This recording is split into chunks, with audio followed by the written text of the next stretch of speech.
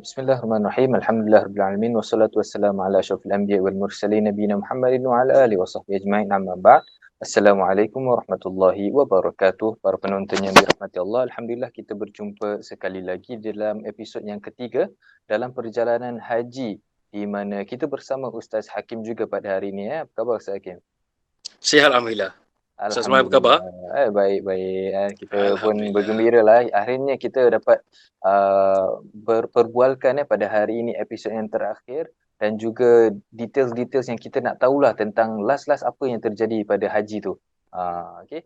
So kalau misalnya minggu yang lepas atau episod yang kedua, kita dah pun cakap tentang wukuf di Arafah, kan, malam di Muzdalifah, di Mina dan sebagainya. Dan kita dah sentuh sikit tentang tahallul. Jadi kalau Ustaz Hakim nak sentuh kembali bila tahallul tu, Ustaz Hakim kan dah potong kat baba yang kat bawah hotel tu kan? Betul tak? Iya betul. Lepas tu itu berapa harga dia Tak ada bayaran lah. Tak ada minta bayaran. Oh, Masya Setakat saya masa tu Allah. terus bawa terus beratur ikut giliran. Lepas tu terus diorang tahallulkan lah. Ada Okey, barber okey, khas lah. okey. Dah siap. Ada apa? Face shield. Ada mengikut SOP lah. Okey, Face shield tapi ada apa tapi kan. bila Ustaz Hakim kena potong rambut tu kan, kena shave rambut tu, kena pakai face mask juga. Ya kena pakai juga. Tak boleh buka. Masa potong tu Okey. memang dia disuruh pakai. Jangan dibuka face mask tu. Sebab Oh, memang okey, nak kena okey. ikut SOP dia kan. Betul tu, Masya Allah. Tapi diorang memang jagalah kemas Selain tu ada buat. SOP yang lain tak? SOP yang biasa yang hanya ditetapkan yang Hmm. apa pakai mask, jaga penjarakan, tak ada SOP lain lah yang Hmm. yang ni setakat SOP yang biasa lah, SOP yang Hmm. menjaga jarakan sosial, SOP memakai mask, SOP memakai takkim, memakai hand sanitizer, itu Okey, okey. sajalah. Dan ini dah pun masuk ke hari yang ke-10 Zulhijjah, betul tak? Betul Ah, dah sudah hari ke 10 Zulhijjah lah. jadi by now kan Ustaz Selesai Hakim kira by then kira Ustaz Hakim dah terbiasa lah dengan semua SOP ni, betul tak? Betul, by then dah macam dah selalu ikut. Ada orang pun, ada kawan-kawan pun ingatkan, ada pegawai-pegawai yang jaga Ah, sepanjang perjalanan haji tu pun sentiasa ingatkan, menjaga sosial, pakai mask, ah, tukar mask setiap 2 jam, oh, pakai okey, hand okey. sanitizer. Kalau kita Sorry, kan kat Singapore, kita ada safe distancing officer tau. Kalau kat Madinah ada tak? Atau kat Mekah ada tak? kalau masa sepanjang haji tu memang ada, dia akan jaga. Ah, Masa oh, tengah buat haji tu ada je yang akan yang memantau jemaah haji lah. Kalau yang ah, tak jaga tu dia kata jauhkan, jaga penjarakan. ah, Dia akan ingatkan lah. Masya Ada Allah, Masya officer Allah. dia yang jagalah. Power. Okay. Jadi, okay, kita cakap kan kalau misalnya haji lah, ada istilah nafar awal dengan nafar thani. Okay. Betul. Jadi, nafar awal lah, biasanya dia akan melontar jamrah selepas 10 Zulhijjah tu, dia akan ambil beberapa hari je. Nafar thani lebih lama sikit, betul tak? Betul. Dan buat Nafar Ustaz awal Zaki. pada jemaah pada tahun 1441 Hijrah telah diarahkan oleh kerajaan Arab Saudi serta Kementerian Haji dan Umrah untuk melakukan haji nafar awal. Untuk buat haji sampai nafar awal saja. Nafar Okay. awal maknanya selama 2 hari, Mm. iaitu pada hari ke-11 dan hari 12. Dia kalau haji ni biasa ada dua, nafar awal atau nafar thani. Kalau haji-haji yang sebelum ni lah, nafar Mm. awal maknanya 2 hari, kalau nafar thani maknanya 3 hari, 11, Okay. 12 dan 13. So ada exception untuk haji tahun 1441 yang saya pergi ni. Yes, saya. Maknanya semua jemaah haji diarahkan untuk buat nafar awal. Maknanya Ah, 2 hari sajalah. 2 hari melontar, kubra, wusta dan sugra. Hanya okay. dibuat pada 2 hari sahaja. Itu aja Mm-mm. maknanya nafar awal. Okey, jadi 11 dengan 12 Zulhijjah tu Ustaz pergi melontar lah. Betul, saya pergi melontar pada 11 dan 12 lah. Yang selain tu kami lihat di Mina sahajalah. Meluangkan Ah, masa di Mina lah. o- Berehat, Kalau video yang lepas beribadah. video yang lepas betul kita ada cakap tentang Ustaz Hakim dah explain sikit lah macam mana kan nak melontar tu, ada diri dalam barisan dan sebagainya kan. Jadi untuk Betul, wusta dengan Aqabah, Jamrah Wusta Aqabah dengan satu lagi? surah. Sughra kan, Sughra Wusta dan Mm, Aqabah. Jadi mm. di situ bila melontar kan semuanya sama, betul? Betul, SOP-nya tetap sama, Ha, ikut beratur, ikut barisan, kemudian berdiri secara di hadapan batu tu secara, dan menjaga penjagaan sosial, mm-mm. sebanyak 2 baris, depan dan belakang. Kemudian Okey. dah boleh melontar lah. Ketiga-tiga tempat jamrah tu sama, jamrah akabah, jamrah wusta, jamrah sughra, semua sama. Ha. Jadi tapi bila Ustaz Hakim nak lakukan perkara tersebut, plan dengan teman-teman untuk pergi ke atau mereka wajibkan satu masa, contohnya lah 9 pagi, apa tim E nak kena pergi ke macam mana? Dorang hanya tetapkan satu masa sekitar waktu Ah, Zuhur, kerana dikatakan itu pada waktu afdal, waktu sunnah, mm, ikut sunnah Nabi sallallahu alaihi wasallam. Nabi melontar ketika waktu Zuhur. So ketika gitulah kami pergi melontar lah. Dimulakan oleh zon E, kemudian mm. zon B, zon C, bergerak ramai-ramai lah ke kawasan Jamarat untuk melakukan Okey. lontar. Masya Allah. Jadi dengan itu pun biasanya kita dah kita dah habis lah pun segala apa yang boleh katakan manasik haji, tinggal satu je lagi lah. Dan ini saya faham ada yang kata dia viral bahwasanya demi tawaf wada yang last sekali yang Ustaz buat tawaf wada tu. Katanya Betul. viral. Jadi Ustaz Hakim nak ceritakan apa yang jadi bila masa tersebut? Okey, pada 12 hari bulan setelah kami selesai melontar jamarat, kami pulang ke Mina untuk berehat, solat Zuhur dan solat Asar. Kami Mm, selepas itu kami bertolak ke Masjidil Haram selepas Asar. Kami tolak ke Masjidil Haram untuk melakukan tawaf wada. Macam biasalah tawaf wada pun sama, ikut SOP tawaf mm, ifadah, iaitu tawaf haji dan tawaf mm. kudum juga. SOP yang sama, barisan sama, cuma yang berbeza hanya baju lah. Masa tu dah tak pakai ihram lagi lah. Ya, betul. Masa dah tak pakai ihram lagi, semua dah, cuma SOP semua sama. Ikut barisan, ikut zon, ikut warna masing-masing. Uh, Mm. Kalau macam saya zon E pun saya berada di yang bulatan yang paling di luar sekali kan. Sama, memang sama. Insya-Allah. Setelah kami selesai tawaf wada tu, memang dah boleh ni, kira free time lah, dah boleh duduk dalam kawasan haram tu. Masjidil Haram tu kawasan tawaf ke apa, nak boleh duduk-duduk, Mm. tapi nak kena jaga jarak jugalah. Ya. Kami diarahkan untuk berehat-rehat hingga waktu maghrib. Kemudian Mm. waktu tu lah kami dah mula kata ambil tempat lah masing-masing, dah mula mengisi ruang-ruang staff lah untuk nak bersedia untuk nak menunaikan solat maghrib kan. So Mm. masing-masing dah mula pilih tempat sendiri lah. Ya, apa lagi kami ni macam apa, bila ada peluang tengok dia paling barisan paling hadapan, paling hampir dengan Kaabah tu kosong. Oh, Masya So Allah. kami akan isi di kawasan tu dulu lah. Oh, Alhamdulillah dia saya dia dapat yang paling depan sekali. Betul-betul Kak Iji Ismail tu saya dapat. Masya Allah, Masya Allah. Cuma Ustaz Alhamdulillah. kan zon E kan, tapi diizinkan untuk ke depan. Betul. Waktu lepas selesai tawaf wada tu, alhamdulillah selesai. Dah boleh nak solat sunat ke apa dah boleh. So, Ah.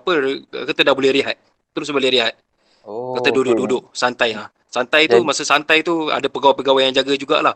Mana tak boleh ah, dekat-dekat macam apa buat satu apa kumpulan ke apa kan. Orang kata mm, jaga jarak juga ah. Tapi masa tu ketua kumpulan saya cakap okey. Siapa yang nak pergi depan Kaabah dah boleh pergi depan dan diri untuk solat maghrib. Masa itulah ah, kami bergegas ke safar paling hadapan sekali jika ada Masya peluang Allah. lah. Itu yang Ah, kami penuhkan paling depan sekali. Dapat wah, peluang lah. wah, memang memang Di hebat lah Kaabah. memang kira beruntung sangat lah dapat solat dekat dengan Kaabah. Dan kita Alhamdulillah. lihat lah kan Alhamdulillah. Ustaz Hakim actually zon E tapi rezekinya dapat juga solat depan Kaabah. Betul. Kan Pada Masya waktu itu Allah. macam semua orang dari zon A, zon B semua dah bersurai, semua dah mula lihat di pekarangan tawaf tu. Mm-mm. Bila bila ada peluangnya, ketua tu saya kata okey pergi depan, saya pun pergi depan terus lah. Tak sia-siakan peluang yang diberikan lah. Ya, ya, Ah, betul. Okay, jadi bila bila dah mula tawaf, bila dah tawaf wada dan kemudian solat maghrib kan, dan mungkin antara sebab dia viral pasal solat maghrib tu kan dah lama tak dilakukan dalam Masjidil Haram. Dan itu yang saya fahami kali pertama sejak sekian lama, betul? Betul. Sejak Ah, sekian lamanya, sejak daripada COVID mula menular di seluruh dunia, seluruh pesut mm-mm, dunia. mm-mm, Masa itulah Masjidil Haram ditutup, sampailah waktu haji yang baru-baru ni, mm-mm. barulah Masjidil Haram dibuka untuk orang awam. Masya Allah. Khususnya para jemaah haji lah. Para jemaah Ah, haji dan pegawai yang terlibat lah. Masa tu memang rasa sangat bersyukur lah, Masya Allah. ya, Orang itulah dah lama tak datang, dah lama tak ada ni. baru nak tanya apa perasaan solat maghrib tu? Masya Allah, saya macam rasa terharu lah sangat. Dapat Hmm. solat kat depan tu, dapat betul-betul dapat Kaabah pula tu. Tapi tetap jaga SOP semua kan. Yalah. Sebab memang saya rasa dah lama orang tak semua solat kat Masjidil Haram. Hmm. So saya dari antara kalangan yang dapat solat Masjidil Haram setelah sekian lamanya Okay. tidak diadakan solat-solat fardu dibuka untuk orang awam. So saya merasa sangat saya salah satu yang dipilih oleh Allah Subhanahu Wa Taala sebagai tetamu InsyaAllah dia betul. untuk Yes. menunaikan solat fardu maghrib Hmm. di hadapan Kaabah di kawasan Hmm. masjid di dalam Masjidil Haram itu sendiri. Alhamdulillah. Inilah Alhamdulillah tsumma alhamdulillah. Masya-Allah. Kira kalau dia satu macam English lah, kita kata satu honor lah untuk solat total kat masjid depan Kaabah. Dan apalagi setelah sekian lama Masjidil Haram tu tak buka, terakhir ni Ustaz Hmm. dapat solat juga di Masjidil Haram. Pertama pula tu Alhamdulillah. jemaah sejak sekian lama. Alhamdulillah. InsyaAllah. Alhamdulillah. Tapi itulah saya yakin lepas tu dah kena balik pula kan, kembali ke Madinah. Dah mula rasa sedih ke macam mana Ustaz? Betul. Dah mula semasa pulang tu bila kami dah selesai solat maghrib semua dah mula berkumpul naik bas semula. Masa tu masa dari Mina tu sebelum kami ke Masjidil Haram untuk melakukan tawaf wadak dan solat maghrib, kami Hmm. dah siap semua dah, dah packing bag semua. Ah. Barang-barang semua memang kita dah masuk dalam bas. Makna selepas Oh, solat maghrib tu dah mula naik bas, makna kita akan ke rendezvous point lah. Point untuk ah, berkumpul untuk ke destinasi masing-masing lah. okey. Dan tempat berkumpul tu adalah hotel yang kami diarahkan duduk selama 4 hari tu. Itulah tempat rendezvous point kami untuk kami berjumpa di situ. Mm-mm. Kumpul di situ, kemudian akan dibagikan lah yang mana nak balik ke Jeddah, yang nak balik ke Riyadh ke apa, diorang akan Mm-mm. naiki bas khas yang disediakan untuk ke airport di Jeddah, yang Mm-mm. mana yang duduk Mekah tu akan bawa kereta masing-masing, Ah, kemudian yang ke Madinah akan naik bas lah, diorang yes, dah saya. sediakan bas yang khas, Jadi Ustaz balik Madinah. bas Sabco. Saya Ah. balik Madinah, tapi masa tu saya datang Mekah dengan kawan-kawan saya bawa kereta. Oh, So okey. kita naik kereta je lah. Oh, jadi tak naik bas Sabco Saya lah. saya tak naik bas aku lah. Masa Ah. datang dari Madinah ke Mekah, masa nak untuk haji tu, kami drive. Ah. Saya dan dua orang kawan Oh. saya yang dari Malaysia lah. Dua kawan Ah. saya yang Malaysia yang turut dapat haji juga. Ah. Kami dah pakat, kami akan naik satu kereta, pergi dan balik. So masa balik tu, saya naik kereta jugalah dengan sahabat-sahabat saya. Oh, okey Ah, okey okey. Kerana saya ingat pada awalnya kan, Ustaz kan kat Mikot semua Ustaz dalam bas kan? Betul. Ah, jadi Ikut bila semua dalam naik bas. jadi bila naik keretanya? Naik kereta yang sebelum 4 hari tu, yang ada 4 hari kuarantin sebelum fardu haji tu, sebelum Ah. musim fardu haji dimulakan, Mm. 8 hari bulan tu. Mm. Mana 4 hari sebelum tu nak kena datang hotel dulu lah, kena duduk hotel dan kuarantin di situ selama 4 hari. So Oh, okey masa 4 hari tu lah saya okey. datang dengan kereta ke Mekah dulu dengan kawan-kawan saya. Oh. Kena Kemudian kuarantin 4 naik hari di hotel. bas untuk pergi Ha, Mikot, barulah ha. dari Mikot, oh, baru Mikot, baru Betul. mula Setelah 4 hari tu baru kita mula naik bas semua lah. Mula perjalanan haji itulah. yelah Setelah mula 4 hari manasik haji lah. berkuarantin di hotel. Betul. Masya Allah, Masya Allah. Wah, ini baru saya dapat faham segala ceritanya, Ustaz. Jadi jadi Alhamdulillah. balik dengan Alhamdulillah. kawan-kawan Malaysia. Alright, Masya Allah. Jadi perjalanan Pergi dan balik tu balik. apa perasaannya dan kemudian bila jumpa keluarga saat pertama, apa perasaannya? Ke tak boleh jumpa dulu? Semasa perjalanan balik tu uh, mula rasa macam rindu lah. Rindu kepada manasik haji tu kan. Oh, Sepanjang rindu haji tu rindu saya haji tu sendiri uh, eh. Ah, rindu haji betul. Macam rasa orang kata apa, separation anxiety lah orang cakap kan dalam English. Allah. Rasa macam baru berpisah dari family. Macam kalau dari Madinah, dari Malaysia ke dari Singapura, bila saya nak balik Madinah, bila naik Hmm, kapal terbang tu rasa macam rindu mak bapak semua, rindu family. Masa ya. nak naik kapal terbang tu kan, dalam kapal terbang. So itulah perasaan saya juga pada waktu tu. Saya rasa macam separation anxiety lah. Macam Allah rindunya. Kalau diberi peluang untuk melakukan sekali lagi, seluruh proses haji tu saya akan buat lagi lah. Ya. Dia punya rasa rindu macam gitulah sampai tahap Betul. gitu lah. Sepanjang Hmm, perjalanan tu saya macam lebih banyak diam lah. Macam apa, lebih banyak merenung lah, banyak termenung. yalah. Ah, Orang kata pun diam-diam ubi berisi ya. betul. Ini berisi ya. Insya Insya-Allah. InsyaAllah. Kemudian sampai di Madinah, perlu kuarantin dulu betul tak Ustaz? Betul. Bila sampai Madinah tu, saya jumpa family saya macam Alhamdulillah lah. Setelah seminggu, 2 minggu tak jumpa dengan anak dan isteri saya. Hmm. Saya betul-betul ni lah, perlu isteri saya rindu lah kan. Dah lama tak jumpa. Hmm. So, bila dah sampai Madinah tu, dah selamat sampai Alhamdulillah. Saya diarahkan oleh kami semua para jemaah haji diarahkan oleh Kementerian Kesihatan untuk kuarantin selama 2 minggu lah. Di rumah Hmm. masing-masing, kuarantin rumah je lah. Bukan kuarantin di pusat kuarantin di mana-mana. Ya. Hanya duduk dalam rumah selama 2 minggu. benda telah selesai 2 minggu, makna dah boleh ni lah. Hmm. Dah selesai semuanya lah. Dah tak ada apa-apa lagi lah. Kena Ha. swab test tak Ustaz bila yang quarantine tu? Bila quarantine tu tak kena swab test. Masa Ah, dah sampai okey. Madinah balik tu, dah habis selesai haji tu semua, tak perlu quarantine apa-apa. Sorry, Ah, tak perlu buat swab test ke apa. Hanya quarantine ya. saja. Alhamdulillah, Tapi doktor alhamdulillah. dah bagi warning. Maksud tu doktor call saya, dia cakap kalau ada simptom-simptom Hmm. apa kurang sihat, ada sema-sema, ada demam ada apa, sila update dia secepat mungkin lah. Yes, Itu sajalah. Hari-hari update dia. Dia ah. kata kalau hari ni sakit beritahu, kalau sihat pun beritahu. Hari ni saya sihat, tak ada Oh, penyakit, tak ada apa. Terus suruh saya wah, update lah. betul Sepanjang 2 lah. minggu tu saya update dia setiap hari. Dahsyat betul lah. Saya betul tabik pada update yang sebegini Orang selalu update kalau sakit je. Tapi ni sihat pun update juga. Maksudnya Betul. dia Yang update betul, saya dia suruh update. teliti Dia teliti dalam dia punya proses dia. Betul. Saya sampai ada yang masa tu saya lupa nak update dia. Dia tanya saya, Assalamualaikum, awak sihat tak hari ni? Awak tak update lagi saya. Dia macam Ah, sampai tahap tu tau. dah Dia pula macam diingatkan dia. Kenapa tak bagi tahu dia? Oh, saya dah cakap minta macam maaf. Saya lupa ni. Saya sihat. Alhamdulillah. Macam dah gitulah. macam kawan lama Sampai tahap pula. dia cari saya balik. Itulah dah macam Sorry? kawan lama. Dah cakap kawan lama. Dia tanya. Macam dia rindu kat saya gitu. Tak message dia. Saya sihat hari ni. Tiba-tiba dia tanya saya macam gitu. Itulah Ah. masya-Allah. Jadi itulah Ustaz Hakim, kita amat mensyukuri nikmat-nikmat yang Allah telah berikan terutama sekali kita mensyukuri juga on behalf lah Ustaz Hakim yang dapat ke haji pada tahun 1441 Hijrah dan kita tumpang gembira lah, tumpang bangga, tumpang gembira dan kita doakan agar amal hajinya tu diterima oleh Allah SWT. Amin, amin, ya rabbal alamin. Jadi Ustaz sebelum Ustaz akhiri dah Ustaz punya sesi ni, apalah mungkin rasanya pengajaran yang Ustaz dapat ambil daripada perjalanan haji Ustaz secara seluruhnya? Okey, secara keseluruhannya, secara ringkasnya, saya ingin tekankan konsep bersyukur lah dengan nikmat yang Allah beri. So, apa yang saya dapat pengajaran ni, apa pun nikmat yang Allah bagilah kat kita. Tak kisahlah kesihatan, nikmat apa, harta, duit, rezeki, anak, isteri, ya, dan haji ni secara khususnya, ada perasaan syukur lah, sentiasa syukur, syukur, syukur, syukur, syukur. Maknanya saya tak henti-henti sepanjang haji, sebelum haji, semasa haji dan selepas haji ni. Sampailah sekarang ni pun saya tetap ada rasa syukur tu. Macam non-stop. Maknanya Allah dah tekankan dalam Al-Quran, la in syakartum la azidannakum. Hmm. Kamu sentiasa bersyukur, aku akan tambah. Aku akan tambah, tambah, tambah, tambah.